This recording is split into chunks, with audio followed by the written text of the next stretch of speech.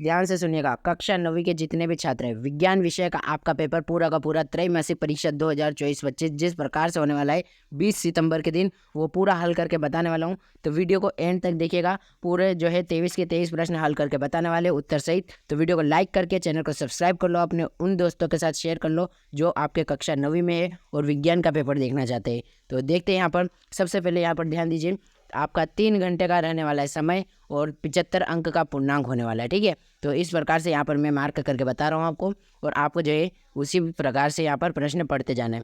तो यहाँ देखते हैं सभी प्रश्न को हल करना अनिवार्य है। प्रश्न क्रमांक 1 से 4 वस्तुनिष्ठ प्रश्न होंगे। उसके बाद 5 से लगाकर 16 2 अंक के प्रश्न होंगे। प्रश्न क्रमांक 17, 18, 19 3 अंक के होंगे। 20, 21, 22 4 अंक के होंगे, जिनमें से एक चित्र हो सकता है। तो अब यहाँ पर मेन बात आती है आपकी कि आपको जो है यहाँ पर क्या क्या प्रश्न के उत्तर लगाने हैं। तो 6 अंक के आने वाला है, सही विकल्प चुन कर लीजिए। ठीक है, तो विज्ञान का पेपर बिल्कुल इसी फॉर्मेट में आता है। पदार्थ की कितनी अवस्थाएं होती है? ठोस, द्रव, गैस, 3 अवस्था होती है, जैसे कि आप जानते होंगे, पहले पार्ट से ये लिया गया है। नेक्स्ट देखते हैं, एक कोशिका से 2 या अधिक कोशिकाओं का बनना क्या कहलाता है? तो इसे कोशिका विभाजन कहते हैं। ठीक है, द वाला आप लगा लीजिएगा, कोशिका विभाजन। अब नेक्स्ट देखेंगे यहाँ पर तीसरा क्या आ रहा है। तो तीसरा प्रश्न पढ़ेंगे, मोमबत्ती का जलना क्या है? केवल भौतिक परिवर्तन, केवल रासायनिक परिवर्तन, या फिर उपरोक्त में कहीं नहीं, है ना। तो आप जानते हैं रासायनिक परिवर्तन यानी कि उसको वापस रिवर्स में नहीं लाया जा सकता, तो मोमबत्ती का जलना एक रासायनिक परिवर्तन होगा। ठीक है, उसके बाद नेक्स्ट देखते हैं, किसी वस्तु के वेग में परिवर्तन की दर को क्या कहते हैं? देखिए यहाँ पर आपको कन्फ्यूज नहीं होना है। चाल की परिवर्तन को दर को वेग कहते हैं, तो वेग की परिवर्तन दर को त्वरण कहेंगे। ठीक है, तो आपको त्वरण स वाला लगा लेना है। नेक्स्ट देखते हैं, निम्नलिखित में से किन तत्वों की परमाणुकता 2 होती है? तो ऑक्सीकरण एवं हाइड्रोजन की परमाणुकता 2 होती है। उसके बाद नेक्स्ट देखिए, एक तत्व के समस्थानिक में होते हैं। तो एक तत्व के समस्थानिक में क्या होते हैं? न्यूट्रॉन की अलग अलग संख्या, या फिर कह लीजिए परमाणु संख्या अलग अलग होती है ना।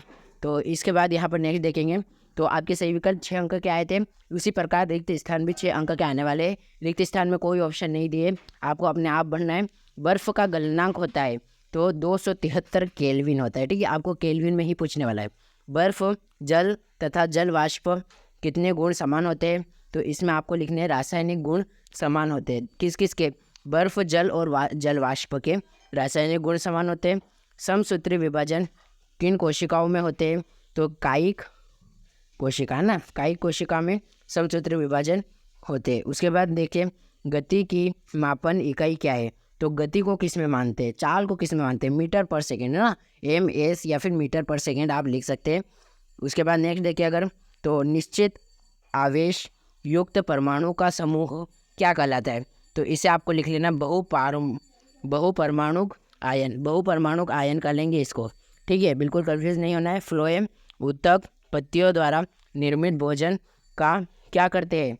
तो फ्लोएम उत्तक क्या करते हैं? उसका परिवहन करते हैं ना, भोजन का परिवहन करते हैं। उसके बाद यहाँ प्रश्न नंबर 3 आता है, सही जोड़ी बनाकर लिखिए। स्तंभ अ और स्तंभ ब को आपको मिलान करना है। 6 अंक का होने वाला है। पहला है संयोजी उत्तक, रक्त से मिला लीजिएगा। पत्तियों में भोजन का परिवहन फ्लोएम करता है। तंत्रिका उत्तक न्यूरॉन से मिलाएंगे।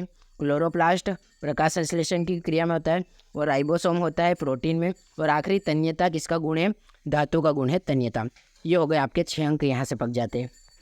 उसके बाद नेक्स्ट देखिए, एक शब्द या एक वाक्य में उत्तर दीजिए। 300 केल्विन तापमान का डिग्री सेल्सियस में क्या मान होगा? 27 डिग्री सेल्सियस इसका उत्तर हो जाएगा। अब नेक्स्ट देखते हैं, यहाँ पर अगला प्रश्न पूछा है कि 1 विलयन के विदेय पदार्थों का मात्रा संतृप्त स्तर से कम होती है, उसे क्या कहते हैं? असंतृप्त विलयन। तीसरा देख लो, कोशिका सिद्धांत देने वाले वैज्ञानिक का नाम लिखिए। तो स्लाइडेन स्वान इनका उत्तर हो जाएगा। ठीक है, मैं स्क्रीन पर आपको लिखकर बता देता हूँ, स्लाइडेन स्वान, इसका आप उत्तर कर लेंगे। उसके बाद नीचे यहाँ पर देखिए, अगर चौथे का उत्तर, तो चौथा प्रश्न यहाँ पर पढ़िएंगे अगर, तो लाल रुधिर कणिकाओं का जीवन काल कितने दिनों का होता है? तो 126 दिन का होता है। एक गाड़ी का ओडोमीटर किसका मापन करता है? ठीक है, गाड़ी का, तो वो चली गई दूरी का मापन करता है। ठीक है, स्पीडोमीटर आएगा तो वो चाल का मापन करेगा, लेकिन यहाँ पर ओडोमीटर है इसलिए दूरी का हो जाएगा। आवोगाद्रो संख्या का मान 6.022 इंटू 10⁻23। ये याद रखना है, काफ़ी IMP है, आपको सही विकल्प में भी पूछ सकता है। उसके बाद सत्य असत्य का चयन करके लिखिए। पहला प्रत्यय, गैसीय अवस्था में कणों की गति अनियमित व अत्यधिक तीव्र होती है, सत्य हो जाएगा। मिश्रण में एक से अधिक पदार्थ अनिश्चित अनुपात में होता है, सत्य हो जाएगा। वेग में परिवर्तन की दर औसत वेग कहलाती है, गलत। उसके बाद सेल्सियस परमाणु द्रव्यमान 40 होता है, तो ये भी सत्य हो जाएगा। और आखिरी में आ जाएगा रक्त एवं प्लाज्मा संवहित होता है, तो ये सत्य हो जाएगा। ठीक है, तो तीसरा चौथा असत्य है, बाकी सारे सत्य है। अब यहाँ नेक्स्ट देखते हैं, 2 अंक के प्रश्न आते हैं, तो एक एक करके सभी पढ़ेंगे। छठा प्रश्न है, ठोसों की उपेक्षा द्रवों में विसरण की दर अधिक क्यों होती है? इसके अथवा वाला देख लीजिए, ऊर्ध्वापतन किससे कहते हैं। उसके बाद 7वां देखें, परमाणु से क्या समझते हैं? इसके अथवा में बहुपरमाणुक आयन क्यों होते हैं, कैसे होते हैं, वो बताना है। ठीक है, तो ये सारे प्रश्न पढ़ लो, मैं इनके उत्तर आपको बता दूंगा। अब 8वां देख लो, गर्मियों में हमें किस तरह के कपड़े पहनने चाहिए? इसके अथवा में मिश्र धातु किसे कहते हैं। उसके बाद मिश्रण एवं यौगिक में अंतर अथवा तत्व एवं यौगिक में अंतर, कोलाइडी विलियन के 2 गुण लिखिए, अथवा में सांद्रता की परिभाषा लिखिए। उसके बाद 11वां देखते हैं, अगर तो यहाँ देखिए पेज पलटाइए आप, तो यहाँ 11वां दिखेगा, जाइलम व फ्लोएम में अंतर लिखिए। इसके नीचे वाला श्वेत रुचिर कोणिकाओं को सिपाही क्यों कहते हैं। उसके बाद 12वां, एक समान गति किसे कहते हैं ना, फिजिक्स वाले पार्ट से आ गया। त्वरण किसे कहते हैं। ये दोनों बहुत ही ज़्यादा IMP है आपके, आने हैं। इन दोनों में से एक तो पक्का आएगा या फिर अथवा में दोनों आ जाएंगे। उसके बाद गति एक प्रथम नियम लिखिए, संवेग संरक्षण का नियम लिखिए। उसके बाद 13वां, 12वां, कार्बन और सोडियम परमाणु के लिए इलेक्ट्रॉन्स वितरण लिखिए। और पेरेकाइमन कोलेडियन में क्या अंतर है, कोई 2। उसके बाद 15वां प्रश्न आता है कि गुरुत्वाकर्षण का सार्वत्रिक नियम लिखिए, गुरुत्वाकर्षण नियम को सार्वत्रिक नियम क्यों कहते हैं। उसके बाद 2 अंक का ही आता है 16वां भी, जिसमें लिखा है विभज्योतक कोशिकाओं की 2 विशेषता लिखिए। इसके अथवा में रक्त के 2 कार्य लिखिए। ठीक है, इसमें देख लीजिएगा। उसके बाद 17वां देखिए, ये भी 2 अंक का है, समसूत्री विभाजन किसे कहते हैं। और इसके अथवा में बर्फ का टुकड़ा जल पर क्यों तैरता है। इस प्रकार से आपके जो है 2 अंक के प्रश्न समाप्त हो जाते हैं। उसके बाद 3 अंक के 18, 19, 20 होंगे, जो कि है अंतःप्रद्रवी जलिका के 3 कार्य लिखिए। अमीबा अपना भोजन कैसे प्राप्त करता है। माइटोकॉन्ड्रिया की कोशिका का बिजली घर क्यों कहते हैं। कोशिका को जीवन की संरचनात्मक एवं क्रियात्मक इकाई क्यों कहा जाता है। उसके बाद 20वां, अणु और परमाणु में 3 अंतर लिखिए।